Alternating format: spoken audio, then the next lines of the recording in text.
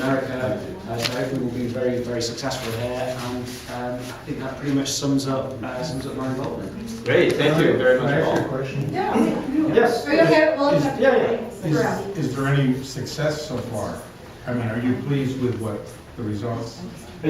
Actually, very pleased. We've been putting trees in the ground. I've been working on this now for about 9 to 10 years. I've been putting trees in the ground for about 5. But what we do once the trees are in the ground, every year we take root samples from a proportion of those trees on each side. So we look at the root system and we see what's going on in that root system in terms of how much truffle is still in the root system, and we compare that between all our other sites.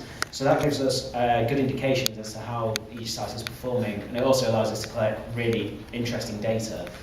So on that basis, it's going very well, and it's really quite exciting. We've got a number of good indicators, such as burn marks around trees and various other things. But I'll discuss these in the presentation tomorrow. So I'll get into that in a lot more depth. Cool. I was just wondering, not to be crass, but I was thinking instead of pet rocks, maybe give everybody a truffle tree for Christmas. What's a truffle tree going for? A little baby one. Good question. I think that's. I think certainly the way that we've always approached it is on a larger scale. A plantation of several acres with thousands of trees, and we haven't really created a model where we sell 1 or 2 or 3 trees on foster a program. basis. I didn't know. But if you'd like to get a few trees, we'll certainly be able to work out something that's minimal. Yes.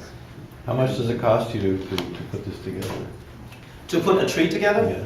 Oh, that actually varies because it's not just the cost of the pot or the seed, the soil. There is a significant amount of infrastructure that's involved because in order for the trees to be pure, to have just the right kind of truffle organism on it, you need to have a sterile environment.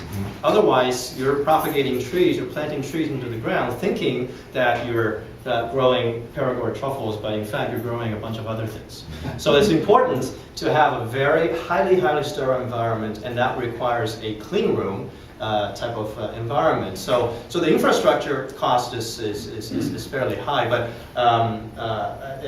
so looking at it on a per tree basis, it's kind of hard to say, but tens of dollars is what I would say. So this isn't a natural growing tree? This is a natural growing tree, except we put it in an environment that is special. So a tree usually grows from an acorn, it sprouts, and then spread its roots. In nature, that would be a forest floor with all kinds of natural flora and fauna around it. But the way that these trees are especially grown is we select for the very specific mycorrhiza, the very specific truffle organism, and make sure that that truffle organism has the room to grow, essentially, and not have to compete with the other hundreds of fauna that's typically on a root system. So it is a natural process, but it's in a protected environment, if you will.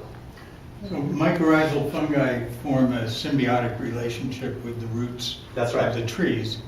Have you tested, there are certain trees that produce more truffles than other kinds of trees? Like, what are the top 3 kinds of trees that I think Paul would be... It's a really, really good question. What we're doing when we're getting the fungi to grow on the root system, we're kind of covering the root system like a glove covering a hand, so you're getting it on those root tips.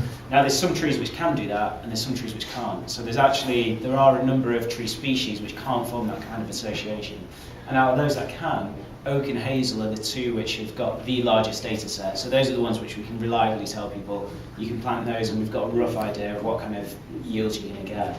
Is there one kind of Quercus that you favor over another species?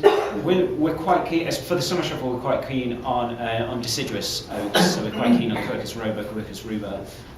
But Quercus ilex, which is an evergreen oak from Europe, is actually a very good host for the winter truffle tree. But there is actually a whole range of native oak species all along this coastline. So we've got some work to do with experiments with those. To my mind, nobody I know is new in those kind of experiments, so we're going to be playing with it. But it takes a long time to get the right data from that. It takes years. And one last thing, are the truffles themselves fruiting bodies, or do the fungi also put up above ground fruiting bodies? No, they're absolutely fruiting bodies. So they're like the mushroom.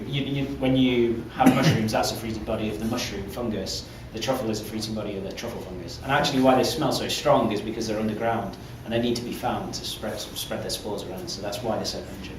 So, yeah. Okay. Okay. And next, I'd like to introduce Dr.